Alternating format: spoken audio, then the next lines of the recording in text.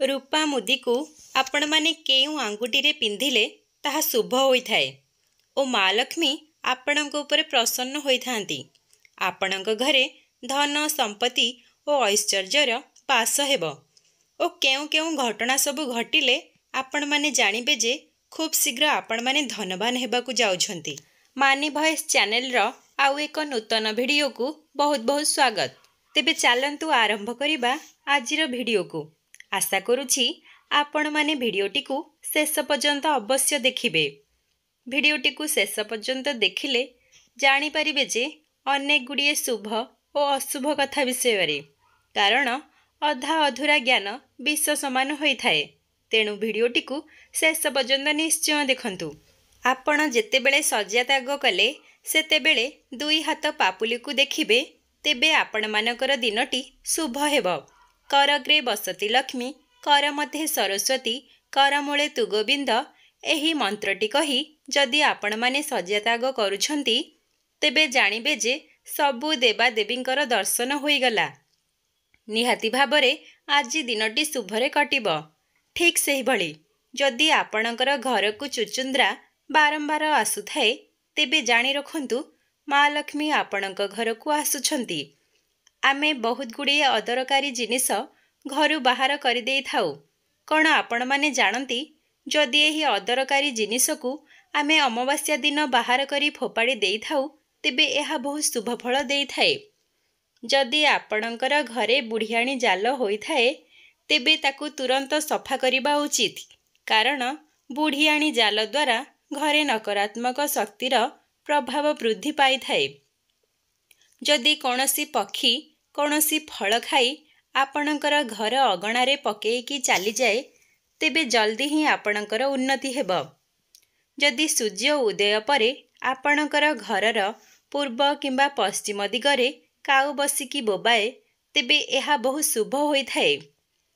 जदि आपण निजर पिलामानकर विवाह करुछंती तेबे सेमानकर जन्मबार, जन्म मास, जन्म नक्षत्र, जन्म समय एही सबु समय रे जदि आपण निजर पुओ किंबा झियर विवाह करुछंती तेबे एहा अमंगलकारी होइथाए। सोमवार, बुधवार और शुक्रवार दिन जदि आपण केउआडे घरु बाहरिकी जाउछंती सेतेबेले आपण प्रथमे बाम पादटी घरु बाहर करी यात्रा करंतु। सेही भली जदि मंगलवार, शनिवार, गुरुवार और रविवार दिन आपण यात्रा करुछंती प्रथमे डाहाण पाद पकाई घरु बाहरी जाहंतु।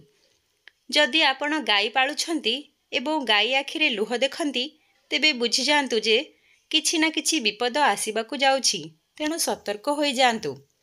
जदि कला पेचा आपणकर घर उपरे आसी बसे तेबे एहा बहुत अशुभ होइथाए।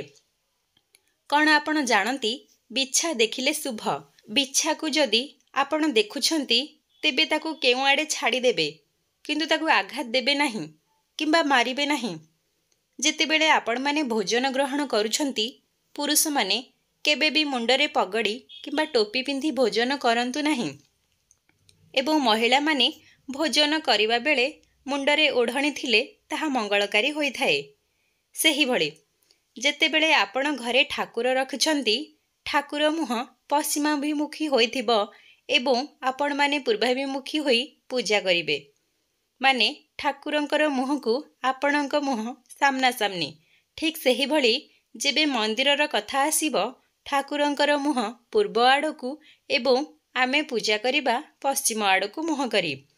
जेतेबेले माँ माने आपण माने बासन माजुछंती सेतेबेले जेते कम शब्द हेबो सेते भल, अधिक शब्द अशुभ बा अमंगलकारी होइथाए।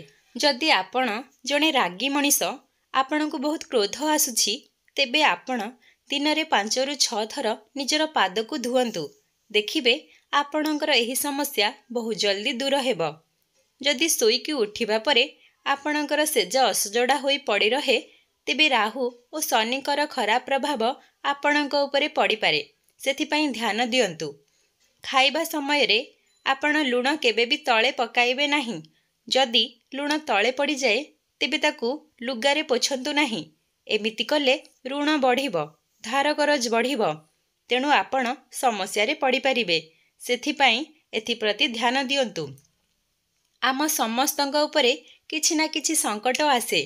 जेतेबेले संकट आसे एवं आमे तार किछि उपाय न पाऊ तेबे कौन करिवे, आमे जेउठु पानी पिउछंती सेठु किछु पानी आनी घरे छिंची दियंतु, देखिबे निहाती भाबरे किछि उपाय अवश्य मिलिजिब।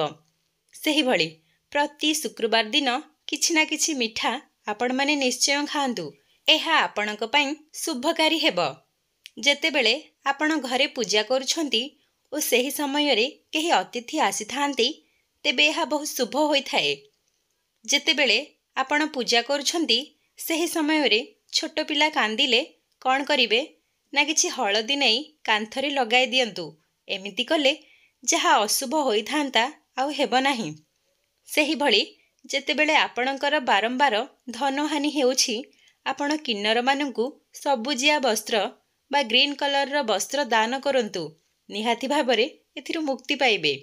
सेही भଳି जदि आपण मानकर राहु दशा पड़िछि, जी भी अतिथि आपणक घरकु आसीबे ताकु ठंडा पानी पीबाकु दियंतु, देखिबे एही समस्या धीरे धीरे दूर होई जिवो। सेही भଳି जेउ माने रागी मनीष से माने निजर क्रोध को नियंत्रण करिवा पई दर्पण सामना रे ठिया होई मुंड कुंडांतु, देखिबे आपणकर क्रोध शांत हेबो। जदि आपण बारंबार कार्य रे असफल हेउछंती तेबे रूपा मुदीटिए पिंधंतु।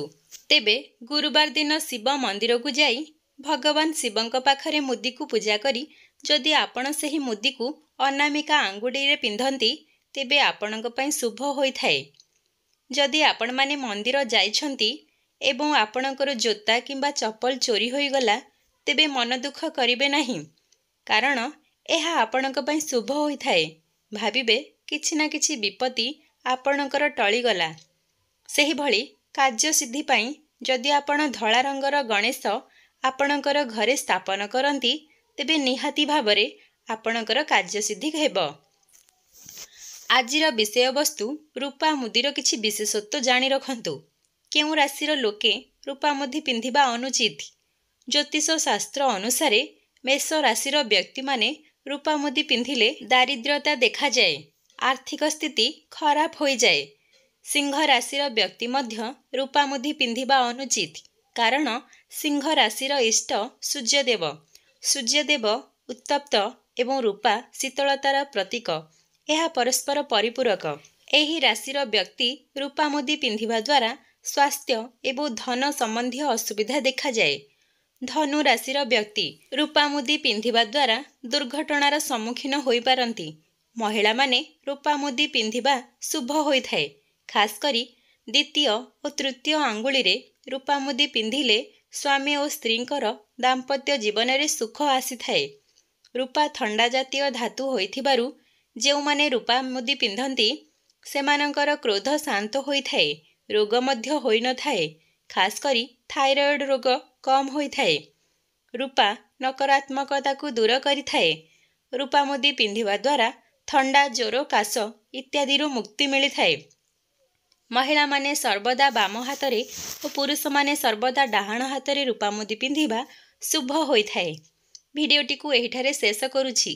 जदि आपण मानकु एही भिडियोटी भल लागिछि तेबे दया करी मो चैनल मानी भॉइस को सब्सक्राइब करी भिडियो को गोटे लाइक निहाती करंतु एवं सांग मानक पाखकु और बंधु बांधव मानक पाखकु अधिकारु अधिका शेयर करंतु। कमेंट रे जय जगन्नाथ निश्चय लिखंतु।